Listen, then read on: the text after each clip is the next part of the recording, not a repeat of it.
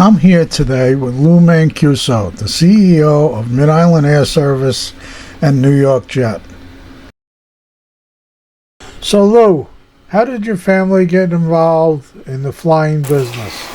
I'm going to start at the beginning with Lou Mancuso Sr. I asked my dad one time, "Dad, what made you become a pilot?"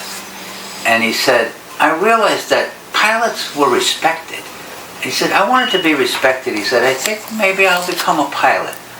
So he started flying lessons, and he threw up on his first 4 lessons, but it didn't discourage him. He stuck with it, went on to get his private commercial instrument, CFI, and by the time he was 20, World War II had broken out, and they desperately needed flight instructors.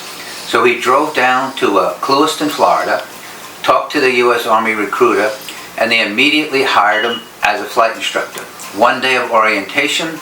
The next day he was wearing a Royal Air Force officer's uniform because most of his students were RAF cadets because the Germans were bombing the English airports and they couldn't do training in England.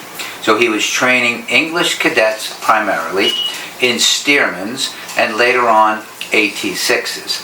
And then many of his students went off to fight in the Battle of Britain, especially the British cadets. One of the stories he told I thought was very interesting.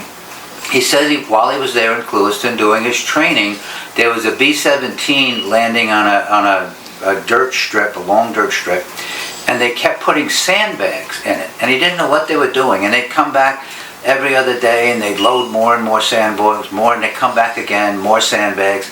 And later on we realized they were getting ready to determine the weight of the atom bomb and how much length the runway would need to be to get off the ground with the atom bomb. So that was part of the early years of the Mancuso family and the beginning of our roots. So after the war, during the war, my mother Connie Savino went and convinced my dad that he should marry her. They get married, they go home to New York, Deer Park, Long Island, and my grandfather gives them 65 acres of scrub oak land in Deer Park, and they clear the land and they create Deer Park Airport. And Deer Park Airport ran for many years, and back in the early 60s we were doing training, GI Bill training, and one year we did 20,000 hours of training. I remember the plane was $7 an hour, the instructor was $6 an hour, the gas was 30 cents, and that was in our early roots. In 1964 we opened a satellite branch in Brookhaven, Long Island, which is still open today. And when the airport eventually sold, because the real estate taxes became prohibitive, they had to sell the airport. They opened up a branch at Long Island MacArthur Airport, where we now have our flying school there and our New York Jet operation. So that's the early roots of how the business began, starting with my father. And I came into the business as a sophomore in college. I then took some business courses. I taught for 2 years, eventually came into the business and worked the Brookhaven branch. So that's the beginning, the roots of how we got into the aviation business. So that's Lou Mancuso, the landing doctor. I hope you enjoyed this episode.